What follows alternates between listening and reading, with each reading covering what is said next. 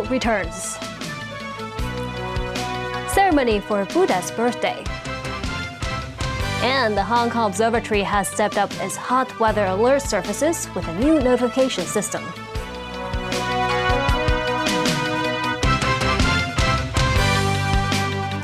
Good evening. Today is Buddha's birthday. The public holiday also coincides with the Watch'PiuSik'InBunFestival, which drew thousands of visitors to the island for celebratory events such as the PiuSik Parade and the bun snatching competition.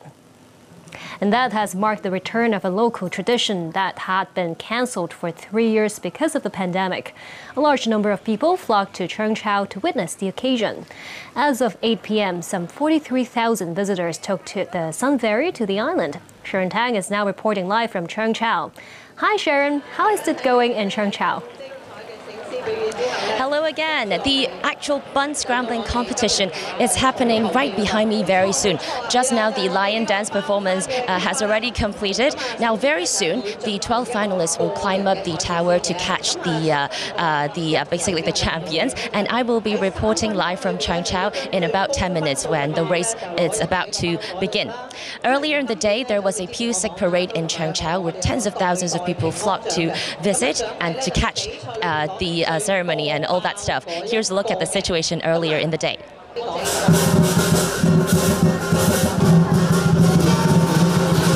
After 3 years of the pandemic, the legendary PiuSik Parade, which is part of the Cheung Chau Bun Festival, finally returned to the island with much colour and festivity. The parade began at 2 this afternoon and set off by the patron deities carried by Cheung Chau residents. The parade float saw children dressed in characters from TV series and memorable events.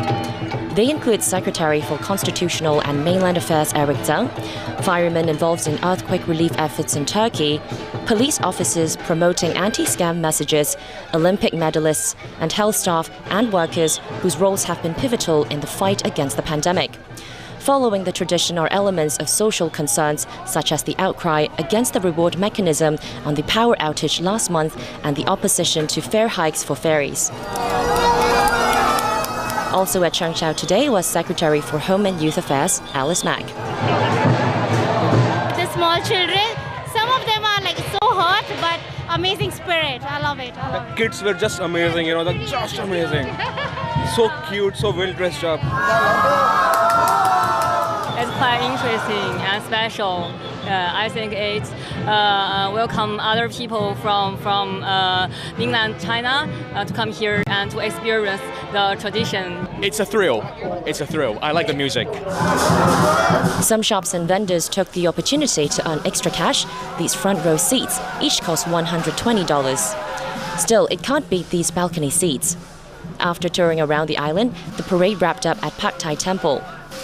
So here's what's happening. Kids dressed up as characters marking some of the major events in the city. But most importantly, this parade, what's meant to be for the residents in Cheung Chau, is that this parade can get rid of bad diseases and bad luck. Legends say the Cheung Chau Bun Festival could be traced back to more than 100 years ago when the island was devastated by a plague during the Qing dynasty. Also known as the Jiao Festival, it has been listed as a festival of intangible cultural heritage in 2011. SharonTang, TVB News. Friday is the first day of the long weekend holiday. Meanwhile, activities were held in the city to celebrate Buddha's birthday, including a 3-day event at the Hong Kong Coliseum. Mimo Sangai tells us more. The Buddha's birthday, also known as the Buddha Bathing Festival, is one of the spiritual festivals in the city. Legends say when the baby Buddha was born, 9 dragons sprayed water to bathe him. Earlier, the 3-day celebration of the Buddha's birth began at the Hong Kong Coliseum in Hong Kong. Many devotees attended the first day of the celebration. The organizer of the event, the Hong Kong Buddhist Association, said it is pleased to see the public can gather together again after the pandemic. Like the event in Hong Kong, the celebration carnival for Buddha's birthday also returned after a 3-year hiatus. In Victoria Park, ornaments with Buddha elements were put up. Food stalls were set up for visitors to enjoy some vegetarian delicacies, alongside dancing and singing performances. The 3-day holiday offers an opportunity to take a break from the city. Many decided to spend their holiday across the border. MTR reminds passengers to leave sufficient time for immigration procedures.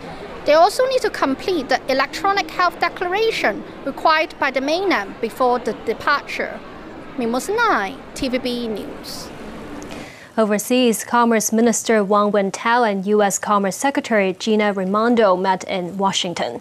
It was the first cabinet-level exchange between China and the U.S. in months. Tracy Furness reports.